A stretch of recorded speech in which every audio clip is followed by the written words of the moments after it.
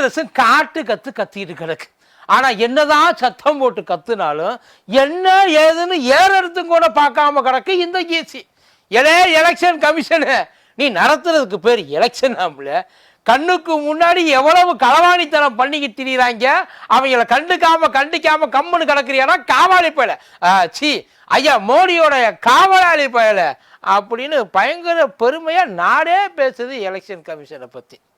எவ்வளவு பேருக்கு election commission மேல நம்பிக்கை இருக்குது? அதான் உண்மையிலேயே ஐயா மோடி ஓட்டு வாங்கி தான் ஜெயிச்சாரு, வர்ற ரிசல்ட் எல்லாம் ஒரிஜினலு அப்படின்ற நம்பிக்கை எவ்வளவு பேருக்கு இருக்கு? இப்போ மகாராஷ்டிராலையும் ஜார்க்கண்ட்லையும் எலெக்ஷன் நடந்துச்சு. 23ஆம் தேதி ஓட் கவுண்டிங்கு ரிசல்ட் வந்துடும். ஒருவேளை இதில் பிஜேபி தோத்துச்சுன்னு வைங்கல, தோத்துச்சு அப்படின்னா பிஜேபியை மக்கள் புரிஞ்சுக்கிட்டாங்கன்னு அர்த்தம்.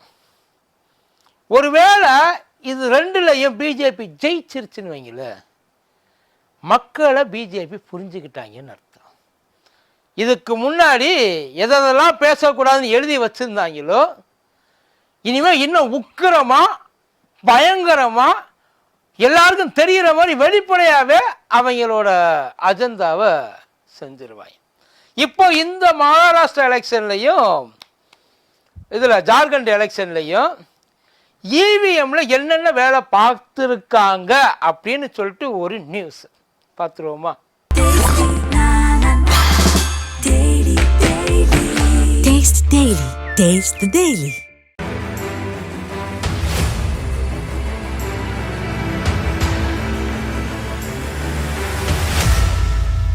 மதியம் நேருக்கு வணக்கம். இது மதியம் தர்பார் கூத்தடி கோப்பி. முதல்ல உங்கள்கிட்ட ஒரு கேள்வி கேட்டேன் இல்லையா, யார் யாருக்கு எலெக்ஷன் கமிஷன் மேல நம்பிக்கை இருக்குது? அதுக்கு ஒரு காரணம் இருக்குது. ஒரு மனுஷன் ரொம்ப வெளிப்படையா சொல்லியிருக்காரு. இதையெல்லாம் எலெக்ஷன் கமிஷன்ல இருக்கிறவங்க கேட்கணும். அதான் அவங்க எலெக்ஷன் கமிஷன்லேருந்து அந்த ஓட்டிங் மிஷின் இருக்கு இல்லையா, அந்த ஓட் மிஷினை இவிஎம் மிஷினில் கொண்டாந்து வைக்கிறப்ப அத்தனை பேர் பக்கத்துலேருந்து நல்லா உத்து பாருங்க, அது ஒழுங்காக ஒர்க் பண்ணுதான்னு செக் பண்ணி பாருங்க. அந்த ட்ரையல் அண்ட் எரர் போவாங்கள்ல, அது போகிறப்போ ஒவ்வொரு முறையும் அந்த சீரியல் என்ன கரெக்டாக பாருங்க, ஒவ்வொரு மிஷினோட கவுண்டிங் என்னன்றதையும் பாருங்க. இது இல்லாமல் அவங்க அந்த பூத்தில் கொண்டு போய் வச்சு ஓட்டு போட வைப்பாங்க இல்லைங்களா, அங்கே ஓட்டு போட வைக்கிற நேரத்தில் அங்கே வேறு ஏதாச்சும் குளறுபடி நடக்குதான்றதையும் கேட்டு தெரிஞ்சுக்கங்க. இது இல்லாமல் அந்த கவுண்டிங் முடிஞ்சதுக்கப்புறம், ஓட்டு போட்டு முடிஞ்சதுக்கு அப்புறம் யாரும் உடனே வெளியில் வந்துடாதீங்க.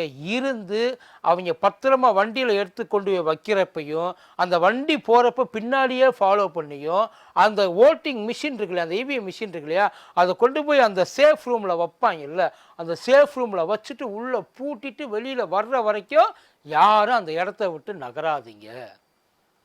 இதை சொன்னது இந்தியா கூட்டணியோட ஒரு பெரிய தலைவர் அகிலேஷ் யாதவ்.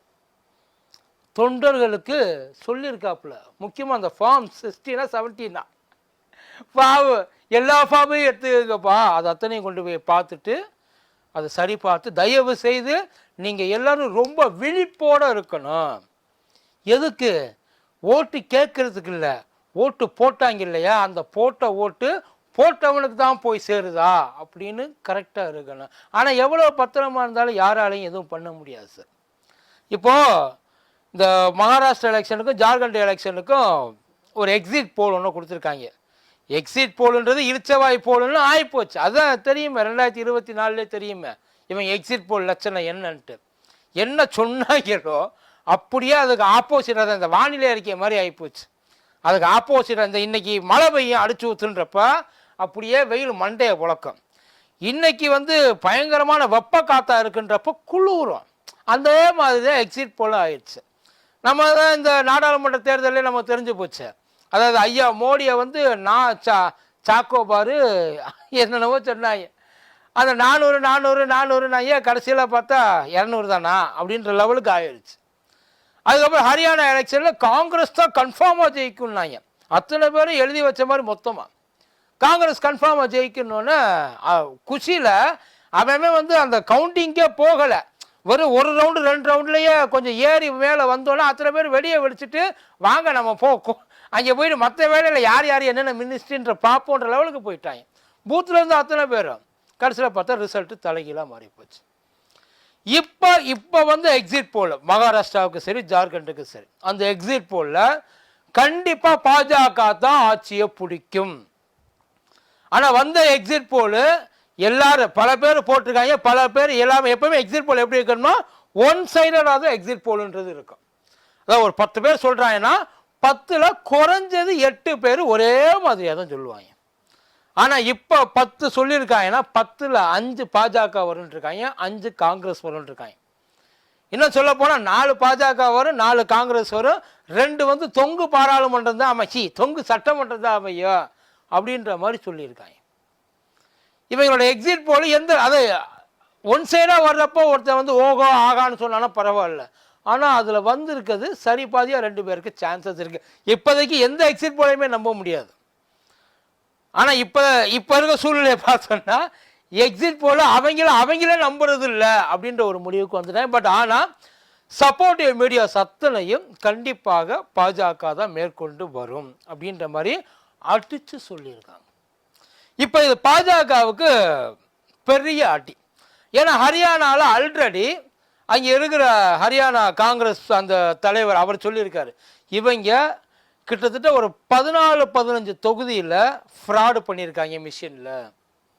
இது அங்கே சொன்னது. இந்த முறை பல இடங்களில், அது உத்தரப்பிரதேசமாக இருக்கட்டும், இல்லை ஜார்க்கண்டாக இருக்கட்டும், இல்லை மகாராஷ்டிராவாக இருக்கட்டும், எல்லா இடங்கள்லையும் இவிஎம் மிஷினில் ஏகப்பட்ட கோளாறுகள் இருக்குதுன்னு சொல்லி கம்ப்ளைண்ட் வந்து மிஷினை மாற்றியிருக்காங்க. சில இடங்களில் மிஷினை ரிப்பேர் பண்ணியிருக்காங்க. அப்படியே விட்டுல ஒவ்வொரு மிஷின்லையும். ஆனால் கொண்டு வந்து வைக்கிற மிஷின்ஸுன்றது மறுபடியும் அவங்க வந்து செக் பண்ணி வச்சதா, ட்ரையல் அண்ட் எரர் பார்த்ததா, அந்த மிஷின் நம்பிக்கையானதா, அதை பற்றிலாம் யாருக்கும் எதுவும் தெரியாது. ஒரு மிஷின் போச்சு, இன்னொரு மிஷினை கொண்டாந்து வைக்கிறாங்க, அதில் போட்டான். அவ்வளோ தூரம் மக்கள் உள்ளுக்குள்ளே ஓட்டை போட்டு கொண்டாந்து உட்கார வச்சுருக்காங்க. எக்ஸிட் போலையும் நம்ப முடியாது, இவிஎம் மிஷினையும் நம்ப முடியாது. அப்புறம் எதை நம்பி எலெக்ஷன் கமிஷனு இந்த எலெக்ஷனை நடத்துது?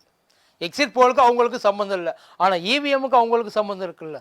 ஐயா இவிஎம் வருங்க, விவிபேட்லையும் இப்போ மேல் ஃபங்க்ஷனிங் ஆகுதுன்றாங்க, ஒழுங்கா சரிபட்டு வரல. இப்போ இங்கே ஜார்க்கண்ட் ஒவ்வொரு முறையும் ஜார்க்கண்டும் சரி, இப்போ இங்கே மகாராஷ்டிரா சரி, மகாராஷ்டிராவில் கூட நமக்கு வந்து என்ன ஏதுன்றது தெரியாது. ஏன்னா அங்கே மகாராஷ்டிராவில் இறங்கி அந்த அளவுக்கு ஆர்எஸ்எஸ் வேலை பார்த்துருக்கு. மகாராஷ்டிராவில் ஒரு வேளை பாஜக தோத்துச்சுன்னா இனிமேல் ஜென்மத்துக்கு பாஜகவால் எந்திரிச்சு வரவே முடியாது. அவங்களோட ஒட்டுமொத்த சித்தாந்தமும் தோத்து போச்சுன்னு அர்த்தம். அந்த பிறந்த இடம், அவன் அந்த சித்தாந்தம் உருவான இடம் மகாராஷ்டிரா தான், அங்கேருந்து கிளம்பி வந்தது தான். இப்போ இதே ஜார்க்கண்ட் எடுத்துக்கிட்டோம்னா அங்கே இருந்த சிச்சுவேஷன் டோட்டலி வேறு.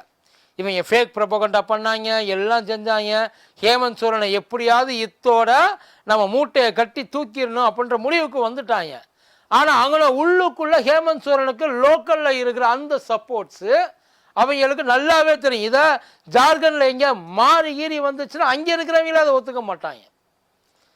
ஆக மொத்தம் இதை எந்த நம்பிக்கையில் இவங்க கண்டிப்பாக உள்ளுக்குள்ளே இறங்கி விளையாடுவாங்க. ஏன்னா இன்னும் 2 நாள், நாளைக்கு ஒரு நாள் பத்தாதா, ஒரு அரை மணி நேரம் பத்தாதா உள்ளுக்குள்ளே இருக்கதா, அப்படியே என்ன வேணுமோ அதை செட் பண்ணிட்டு போயிட்டே இருக்கலாமே, யாருக்கு என்ன தெரிய போகுது? ஏன்னா ஓட் மிஷின், அந்த இவிஎம் மிஷின் வச்சுருக்க இடங்களில் கேமராஸ் எல்லாம் வந்து ஆஃப் ஆகுது, ஆன் ஆகுது, எவ்வளவோ நடந்திருக்கு. ஒன்றும் இல்லை, மகாராஷ்டிராவில் அந்த நாக்பூர் பக்கத்தில் ஓட் மிஷின் அந்த எடுத்துகிட்டு போகிற அந்த வண்டி அட்டாக் பண்ணியிருக்காங்க. இதெல்லாம் எதுக்காக உச்சபட்சமாக பண்ணுறாங்கன்னா இந்த ரெண்டும் இப்போ தலையெழுத்து தீர்மானிக்கிற ஒரு இடத்துல இருக்கு பாஜகவுக்கு. இதோட முடிஞ்சு. ஒருவேளை இந்த எலெக்ஷனில் அவங்க ஜெயிச்சுட்டாங்க, ஒரு பேச்சுக்கு சொல்கிறேன், ஒருவேளை ஜெயிச்சுட்டாங்கன்னா அந்த பிரிவினைவாதம், அந்த மதத்தை வச்சு பண்ணுற அரசியல், வன்முறைவாதம், இன்னும் சொல்ல போனால் தெளிவாக சொல்லணும் அரசியல் தீவிரவாதி மாதிரி ஆகிடுவாங்க அத்தனை பேர். கண்டிப்பாக இதுதான் நம்மளோட வழி, இதைத்தான் நம்ம தேர்ந்தெடுக்கணும். இப்போ மகாராஷ்டிரா மக்களும் சரி, ஜார்க்கண்ட் மக்களும் சரி என்ன முடிவு பண்ணியிருக்காங்க, பட் அவங்க பண்ண முடிவு தான் அதுக்குள்ளே இருக்குதா? ஏன்னா இவிஎம் மிஷின் மேலே எவனுக்கு எங்கேயுமே இது வரைக்கும் நம்பிக்கை வரல. ஒன்றும் இல்லை, ஹரியானாவில் ஐயா ராகுல் காந்தி எப்பயுமே ராகுல் காந்தி ஒரு விஷயம் சொல்லுவார், மக்கள் தீர்ப்பு ஒத்துக்கிறோம், நாங்கள் ஏற்றுக்கிறோம். அவர் 50 சீட்டு ஜெயிச்ச போய் அதைத்தான் சொன்னார், 200 சீட்டுகளை ஜெயிச்ச போய் அவர் தான் சொல்கிறாப்புல, வேறு எதுவுமே இல்லை. ஆனால் இப்போ ஹரியானாவில் எங்களுக்கு இந்த எலெக்ஷன் மேலே சந்தேகம் இருக்குது. எலெக்ஷன் கமிஷன் என்ன பண்ணிகிட்டு இருக்கு? இந்த இவிஎம் மிஷினும் இந்த விவிபேட் மிஷினும் இந்த எலக்ட்ரானிக்ஸும் எங்களுக்கு நம்பகத்தன்மை இல்லை அப்படின்ற மாதிரி எலெக்ஷன் கமிஷனை பார்த்து கேள்வி கேட்குறாங்க. அப்பேற்பட்ட ஒரு மனுஷன் கேள்வி கேட்குறப்ப சாதாரணமாக கீழே இருக்கிறவனுக்கு எப்படி அதில் ஒரு நம்பிக்கை வரும்? எங்கேருந்து வர்றது? இவங்க தான் இஷ்டத்துக்கு என்னத்தை வேணாலும் மாற்றிக்கலாம் அப்படின்ற அந்த ஒரு நம்பிக்கையில் தானே உட்கார்ந்துருக்காங்க. நம்ம ஓட்டு போட்டு ஜெயிப்போம்னு நினச்சா உட்கார்ந்துருக்குறாங்க. இல்லை நம்மளாம் ஓட்டு போட்டு உண்மையான போட்ட ஓட்டு இதுதான் அப்படின்னு சொல்லி ஜெயிக்க வைக்க முடியுமா? அவங்களால ஜெயிக்க தான் முடியுமா? ஸோ இப்போ வந்துட 23ஆம் தேதி கவுண்டிங்கு வந்ததுக்கப்புறம் மகாராஷ்டிராவில் மறுபடியும் யார், ஜார்க்கண்டில் மறுபடியும் யார்? ஒருவேளை ஜார்க்கண்டில் மறுபடியும் அவங்க வந்தால் ஹேமந்த் சோரனை கண்டிப்பாக உள்ளதுக்கு போட்டுருவாங்க.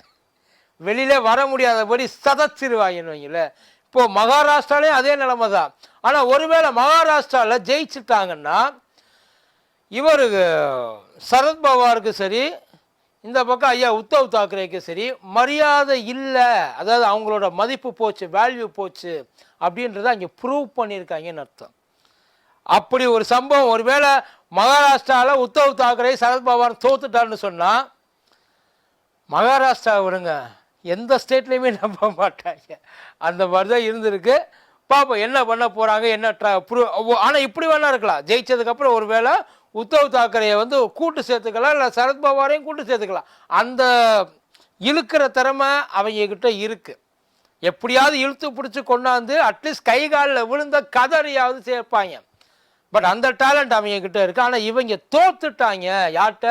ஏக்நாத் சிண்டேட்டையும் அஜித் பவார்ட்டையும் உத்தவ் தாக்கரேயும் சரத்பவார் தோத்துட்டாங்க அப்படின்ற அந்த ஒரு சீனை உண்மையிலேயே நினச்சி கூட பார்க்க முடியல. என்ன நடக்க போகுது அப்படின்றத பொறுத்திருந்து பார்ப்போம். நன்றி.